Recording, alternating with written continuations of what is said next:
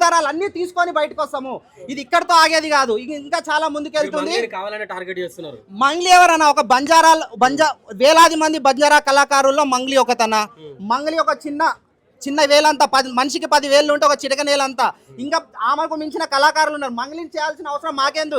నిజంగా మంగ్లీ పెద్ద మనిషి లేక వ్యవహరిస్తే మంగ్లీ ముంగడికి వచ్చి నా తమ్ముడు పేరు వచ్చి ఇదిగో అరెస్ట్ చేసుకోండి, నా తమ్ముడిని జైలు వేసుకోండి, రేపు నిజాలన్నీ బయటకు వచ్చిన తర్వాత నా తమ్ముడు కడిగిన ముత్యమోలే బయటకు వస్తాడు, నేను లేనని నా పాత్ర తెలుస్తుంది. ఎందుకు తమ్ముడిని దాచిపెడుతుంది, దేనికోసము? నేను కూడా బంజారా బిడ్డనేనా? మేమందరం సేవాలాల్ పిల్లలమే, మేమందరం సేవాలాల్ భక్తులమే. ఆమె సపరేట్ బంజారా బిడ్డ కాదు, నేను సపరేట్ బంజారా బిడ్డ కాదు, మనం మేమందరం కూడా సేవాలాల్ పిల్లలమే. మా అందరికీ కూడా పౌరుషం ఉంది. ఆమెకి ఎంత ఉందో అన్న, ఇక్కడ తను కూడా మా ఆడబిడ్డే, తను కూడా మా కమ్యూనిటీని. వాళ్ళందరూ చెప్తున్నారు, ప్రెస్ మీట్లు పెట్టి చెప్తున్నారు, బంజారా బిడ్డని ఎదగనీయకుండా చేస్తున్నారని చెప్తున్నారు. ఒక్క చిన్న విషయం అన్న, బంజారా బిడ్డ ఎదిగిన తర్వాత ఏ ఒక్క ఇంటర్నేషనల్ స్టేజ్ మీద, నేషనల్ స్టేజ్ మీద కానీ నేను బంజారా బిడ్డ అని ఒక్క మాట చెప్పిందా ప్రూఫ్ చేయండి అన్న. ఇప్పుడే నా ముక్కు నేలకేసి రాస్తా. నేను మంగిలి ఫేమ్ వచ్చిన తర్వాత ఏ ఒక్క స్టేజ్ మీద కూడా నేను బంజారా వల్లనే ఎదిగినా, బంజారా గిరిజనుల వల్లనే ఎదిగినా అని చెప్పేసి ఒక్క ప్రూఫ్ ఇవ్వండి అన్న. ఏ స్టేజ్ మీద, ఇంటర్నేషనల్ స్టేజెస్ మీద కూడా నేను పోయి చూసిన, ఏ స్టేజ్ మీద కూడా నేను బంజారా బిడ్డను. అంత మహాశివరాత్రి పూట అంతమంది జనాలలో ఒక్క బంజారా పాట పాడలేదా మన బంజారా మంగ్లీ? ఎందుకు పాడలేదు అంటే మన బంజారాకు, మన జాతికి, మన భాషకు వాల్యూ లేదా ఆ స్టేజ్ మీద? ఆ స్టేజ్ మీద వాల్యూ లేదు కాబట్టి కదా నేను బంజారా బిడ్డ కాదు అని చెప్పుకుంటున్నావు. ఈ రోజు నువ్వు అదే బంజారా బిడ్డ అని ఆ స్టేజ్ మీద చెప్పుంటే మేము నిజంగానే గౌరవించే వాళ్ళం నిన్ను. మేము ఎందుకు గౌరవిస్తలేము? అంత పెద్ద సద్గురు సభల నువ్వు పోయి తెలుగు పాటలు పాడినావు, మరి బంజారా పాటలు ఎందుకు పాడలేదు? దేనికోసం పాడలేదు? ఇవన్నీ కారణాలు చూపించుకుంటూ పోతే చాలా ఉన్నాయి. ఎందుకంటే ఇవన్నీ కారణాలు చూపించుకోకపోతే చాలా ఉన్నాయి. నువ్వు నిజంగా మంచి చేసినావు, నిజంగా తప్పు చేయలేదు అని అంటే నీ తమ్ముడిని వెంటనే పోలీసు వాళ్ళకి అప్పగించు, విచారణకు నువ్వు కూడా హాజరుగా. నీది నువ్వు ప్రూఫ్ చేసుకో. నువ్వు ప్రూఫ్ చేసుకుంటే పోయేదేం లేదు, నీ పైన గౌరవం పెరుగుతుంది. ఎందుకంటే మా బిడ్డ, మా మంగళి బిడ్డ, మా అక్క ఏ తప్పు చేయలేదు అనేది మీ మీద గౌరవం పెరుగుతుంది. అంతే తప్ప నువ్వు ఏంటో కూర్చొని ప్రెస్ మీట్లలో కాకుండా ఎక్కడో సోషల్ మీడియాలో నువ్వు పోస్టులు పెట్టుకుంటా, ప్రెస్కి ఒక నోట్ రిలీజ్ చేస్తే ఎవడు ఊరుకుంటాడమ్మా? హెచ్చరిస్తున్నామా? నీ ఇష్టం, నీకు నచ్చింది తీసుకో. ఇది హెచ్చరికనా, రిక్వెస్టా?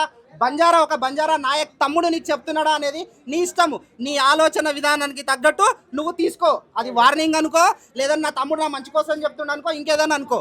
కానీ నువ్వు నిజంగా నీ తప్పు లేదు అని నిరూపించుకోవాలంటే నువ్వు ఖచ్చితంగా అందరి సమక్షంలో ఈ మధు ఎవడు, ఈ బాలాజీ ఎవడు, ఈ నలుగురు ఎవరు, ఆ నలుగురు ఎవరు, వీళ్ళందరినీ ఒక స్టేజ్ మీదకి తీసుకొచ్చి పాలా నీళ్ళ కడిగిబాడి. నీకు నిజంగా దమ్ముంటే పాలా నీళ్ళ చెయ్యి. మీరు శివ చౌహాన్ ను అరెస్ట్ చేయాలి, లేకపోతే ఆమె మీద ఆయనను దోషిగా తేలుస్తా ఉన్నారు కదా, ఆమె చెప్తా ఉంది గదవ పట్టుకుని మా తమ్ముడు డబ్బులు ఇచ్చే మనిషేనా అసలు అని. అమ్మాయి ఇప్పుడు అన్న కనిపించే ప్రతోడు మూర్ఖుడు అయి ఉండడు.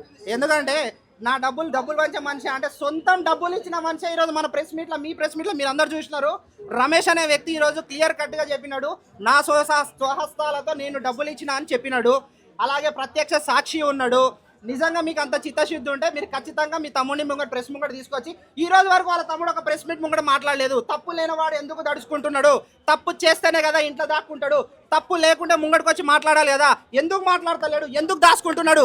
బరాబర్ ఈరోజు నేను ఎందులో ఇన్వాల్వ్మెంట్ లేదు కాబట్టి అన్యాయం జరిగింది కాబట్టి, బంజారా బిడ్డల మీద అన్యాయం జరిగింది కాబట్టి నేను ఈరోజు బయటకు వచ్చి నేను మాట్లాడుతున్నా. నువ్వు తప్పు చేయకపోతే బయటకు వచ్చి ప్రెస్ మీట్ పెట్టి నీ క్లారిఫికేషన్ ఇవ్వు. నీ క్లారిఫికేషన్ ఇస్తేనే కదా నీకు తెలుస్తుంది. లేదంటే ఎవడు చెప్తాడు, ఎవడు నమ్ముతాడు?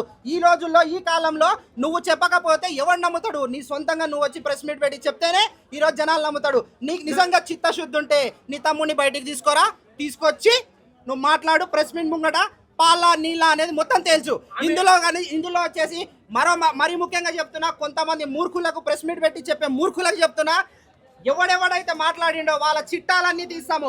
ముఖ్యంగా నిన్న ప్రెస్ మీట్ పెట్టి మాట్లాడిన వాళ్ళందరికీ ఒక విషయం, మోతీలాల్ బరాబర్ చెప్తాం. మోతీలాల్ నాయక్ నిన్న నువ్వు ఒక ప్రెస్ మీట్ పెట్టినవు, జనసేన పార్టీ గురించి కానీ, పవన్ కళ్యాణ్ గారి గురించి కానీ ఇష్టం ఉన్నట్టు మాట్లాడినవు.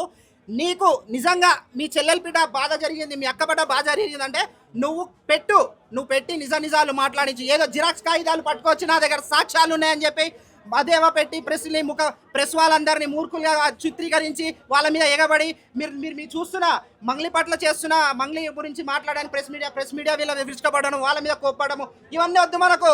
నిజంగా నీ తమ్ముడు నీ పేరు బయటికి రావాలంటే నీ తమ్ముడు తప్పు చేయలేదంటే తీసుకొచ్చి కూర్చోబెట్టు.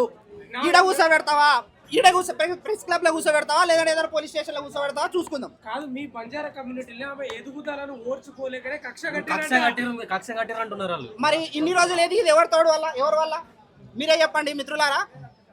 మంగ్లీ అనే పేరు వచ్చింది ఎవరి వల్ల? నా ఏష వల్ల కాదా, నా భాష వల్ల కాదా, నా ఏష కట్టు వల్ల కాదా, ఇదే సోషల్ మీడియా ఇదే మెయిన్ స్ట్రీమ్ మీడియా వల్ల కాదా, ఎవరి వల్ల వచ్చింది ఆ ట్యాగ్? మంగ్లీ అనే ట్యాగ్ అసలు ఆమె పేరు మంగ్లీయే కాదు, సత్యవతి రాథోడు.